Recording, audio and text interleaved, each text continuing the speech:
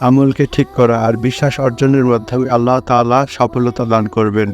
আল্লাহ তাআলা কুরআন মাজিদে এটা বয়ান করেছেন। দুনিয়ার যেসব জিনিস ছড়ানো ছিটানো আছে এইসব সফলতা রাখেন নাই। আল্লাহ তাআলা ঈমান আমলকে একিন বানানোর মাঝেই সফলতা রেখেছেন।